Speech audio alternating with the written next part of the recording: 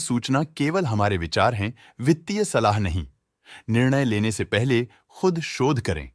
किसी भी लाभ या हानि के लिए हम उत्तरदायी नहीं हैं।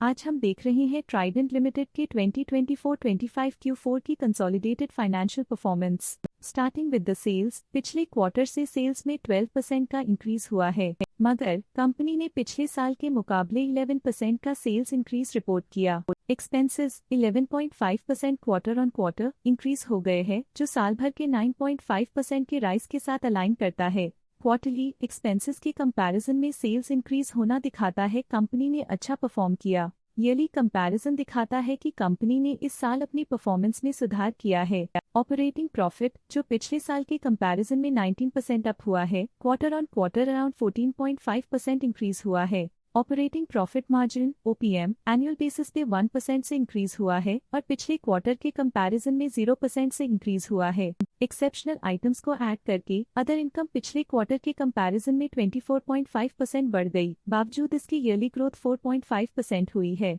इंटरेस्ट एक्सपेंसेस पिछले क्वार्टर से -92.5% डाउन हुआ, लेकिन ईयर ओवर ईयर डिक्रीज -95% हुआ है। डिप्रिशिएशन कॉस्ट्स में क्वार्टरली -3% का डिक्लाइन देखने को मिला और ईयरली बेसिस पे -7% का डिक्रीज देखा गया। प्रॉफिट बिफोर टैक्स एनुअली 120% बढ़ा, लेकिन प्रोसीडिंग क्वार्टर से 69% बढ़ा है। इस साल कंपनी ने 24.5% टैक्स पे किया और क्वार्टरली कंपनी ने 22% टैक्स पे किया है। नेट प्रॉफिट ने ईयर ऑन ईयर 126% का इंक्रीज दिखाया, लेकिन लास्ट क्वार्टर से 66.5% का इंक्रीज हुआ है। इस क्वार्टर में कंपनी का परफॉर्मेंस काफी अच्छा रहा। वहीं अगर एनुअल एनालिसिस की बात करें तो इस साल कंपनी का परफॉर्मेंस काफी अच्छा था। अर्निंग्स पर शेयर EPS में साल भर में अप्रॉक्स 2 गुना का इजाफा देखा गया, जो कंपनी की बेहतर परफॉर्मेंस को दिखाता है। लेकिन क्वार्टरली में 66.5% की बढ़ोतरी भी नजर आई। इस क्वार्टर में कंपनी का EPS काफी अच्छा रहा।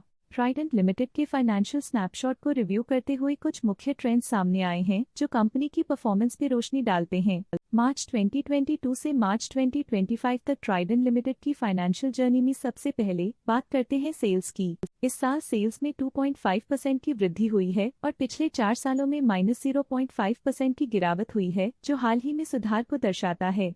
2 साल पहले के टेम्पररी डिप के बाद सेल्स में वृद्धि ने फिर से रफ्तार पकड़ी है, जो बाजार की साइक्लिकल नेचर को उभारती है। अब बात करते हैं एक्सपेंसेस की। इस साल एक्सपेंसेस 3.5% बढ़े हैं और 4 सालों में 11% का इजाफा हुआ है। इस साल हालांकि एक्सपेंसेस सेल्स से थोड़ा ज्यादा बढ़े हैं, मगर ग्रोथ रेट्स का करीब होना स्टेडी ऑपरेशनल कॉस्ट को दर्शाता है। चैलेंजेस से गुजरते हुए ऑपरेटिंग प्रॉफिट ने इस साल -4% की डाउनटर्न देखी, जो एक ट्रेंड को कंटिन्यू करता है, पिछले 4 सालों में -41% की डिक्लाइन के साथ। पिछले 3 साल से ऑपरेटिंग प्रॉफिट गिरता जा रहा है, जो जरूरी स्ट्रेटेजिक एडजस्टमेंट्स की इंपॉर्टेंस को दिखाता है। इस साल नेट प्रॉफिट में 6% की वृद्धि के साथ पिछले 4 सालों में -55.5% की गिरावट हुई है। लगातार 2 सालों तक प्रॉफिट में कमी के बाद इस साल नेट प्रॉफिट में हुए इजाफ ने एक टर्नअराउंड का संकेत दिया है, जो स्ट्रेटेजिक रीअलाइनमेंट्स का असर हो सकता है। इस साल EPS में 3% की वृद्धि हुई, हालांकि पिछले 4 सालों में -57% की गिरावट देखी गई है। लगातार 2 साल की गिरावट के बाद इस साल EPS में वृद्धि प्रॉफिटेबिलिटी में रिकवरी के शुरुआती साइंस देती है। चलिए अब बात करते हैं शेयर होल्डिंग पैटर्न की। ट्राइडेंट की शेयर होल्डिंग रिपोर्ट्स कुछ इस प्रकार की हैं, जो अननोन 2025 के तक चलता है। ये रिपोर्ट कंपनी के शेयर्स की डिटेल्ड जानकारी देता है, जिसमें promoters, promoter groups, foreign investors, public investors और सरकारी एंटिटीज शामिल हैं। प्रमोटर्स शेयर होल्डिंग 2024 के दिसंबर में 73.19% से इंक्रीज होकर 2025 के में 73.68% तक का इंक्रीज देखा गया है। इस इंक्रीज से साफ होता है कि प्रमोटर्स का कंट्रोल कंपनी पे और मजबूत किया है। पब्लिक द्वारा हेल्ड शेयर्स का परसेंटेज 22.82% से इंक्रीज होकर 2025 के में 22.9% तक का इंक्रीज से देखा गया।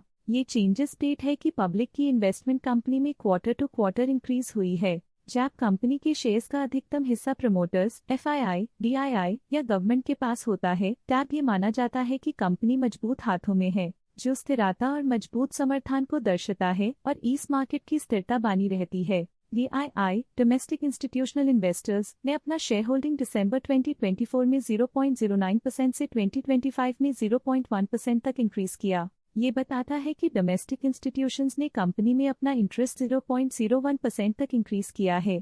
FII फॉरेन इंस्टीट्यूशनल इन्वेस्टर्स ने अपना शेयर होल्डिंग दिसंबर 2024 में 2.84% से 2025 में 3.02% तक इंक्रीज किया। ये बताता है कि फॉरेन इंस्टीट्यूशंस ने कंपनी में अपना इंटरेस्ट 0.18% तक इंक्रीज किया है।